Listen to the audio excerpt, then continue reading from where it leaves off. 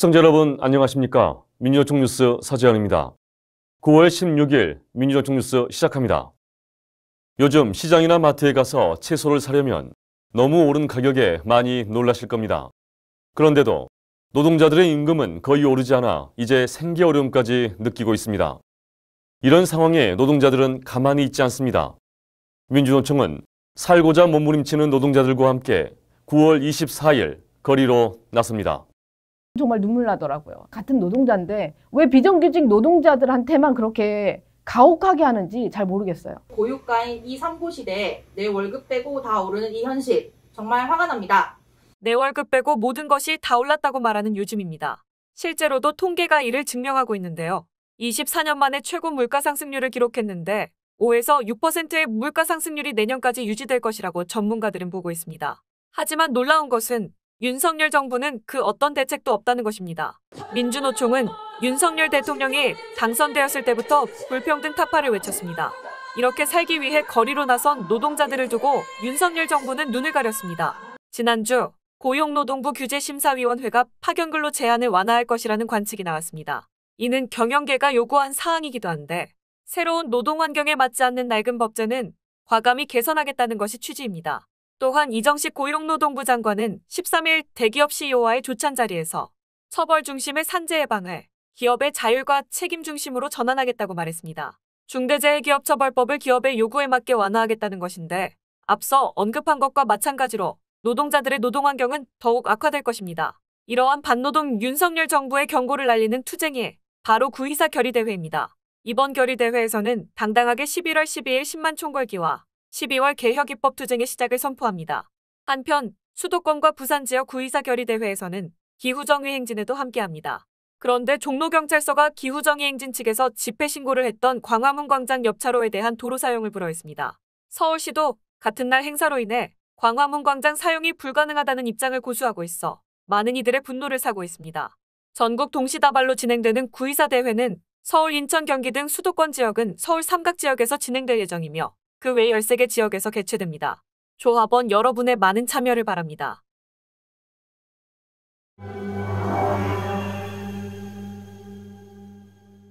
대우조선 하청 노동자의 단식과 하이트진로 화물 노동자들의 투쟁이 마무리되었습니다. 하지만 아직도 과제는 여전히 남아 있습니다. 이에 노조법 2~3조 개정을 위해 민주노총과 시민사회단체가 뭉쳤습니다. 하이트진로 화물노동자들이 건물 옥상에서 내려오고 대우조선 하청노동자는 단식을 마무리했습니다. 각각 손배소 철회와 고용승계에 합의했기 때문입니다. 하지만 여전히 기업은 노동자들을 손배가 압류로 옥죄고 있습니다. 또한 원하청 관계 속에서 노동자들이 할 수 있는 것은 없었습니다. 이렇게 노동자들의 노동 3권을 침해하는 것은 노조법이 노동자들을 제대로 보호하지 못하고 있기 때문인데요. 14일 오전 90여 개의 노동법률 시민 종교단체가 모여 노조법 2~3조 개정 운동본부를 결성했습니다. 민주노총 양경수 위원장도 여기에서 공동대표를 맡았습니다.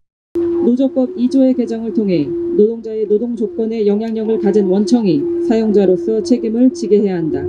노조법 3조의 개정을 통해 노조 활동에 대한 손해배상을 금지하도록 해야 한다.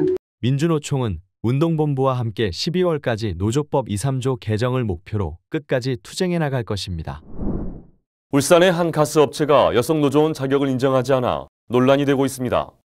이 노조는 8월 말부터 파업 중인데 어떤 사연인지 들어보겠습니다. 국내 최대의 산업용 가스업체인 덕양가스. 하지만 그 명성에 맞지 않게 노동자들의 노동 환경은 최악입니다. 24년 넘게 이 회사에서 일했던 반현민 씨는 자신이 중노동을 하고 있는지도 모른 채 일해왔습니다. 가스 폭발 사고로 파편에 맞아서 죽을 뻔하기도 했습니다. 그러다가 신입 사원들이 1년도 버티지 못하자 그제서야 자신이 저임금의 고강도 노동을 하고 있다는 것을 깨달았습니다. 또한 여성 사무직 노동자에 대한 차별도 심각합니다. 여성 노동자들의 임금은 신입 사원보다 낮고 다른 남성 노동자보다 진급도 3~4년이 늦었습니다. 출산휴가 후 복직을 요구하거나 육아휴직을 하려 하면 퇴사를 종용했습니다. 이곳의 노동자들은 저임금 고강도 노동, 여성 노동자에 대한 차별을 참을 수 없어 작년 12월 노조를 설립했습니다.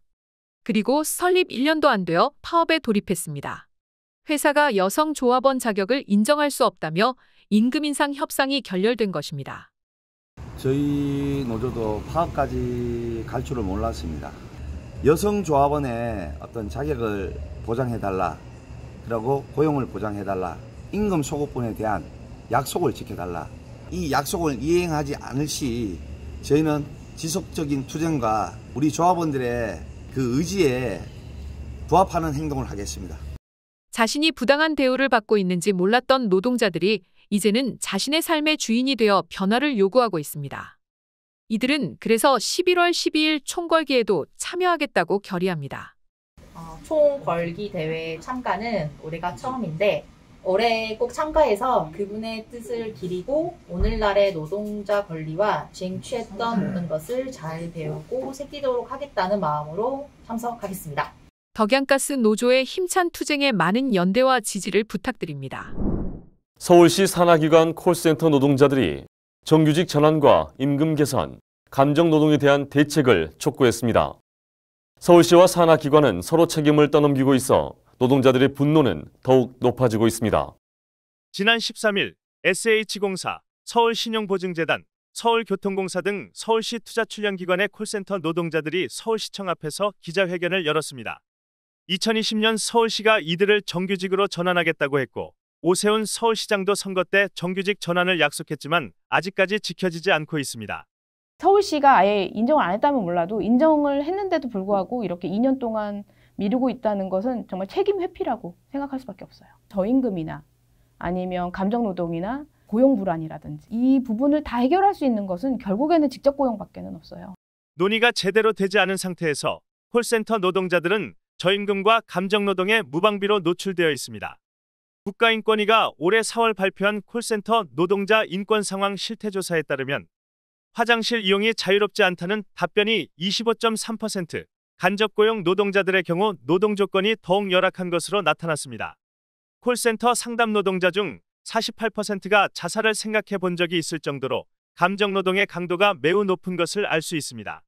서울시 세계기관 콜센터 노동자들은 앞으로도 정규직 전환과 처우 개선을 위해 두려움 없이 투쟁해 나갈 것이라고 밝혔습니다.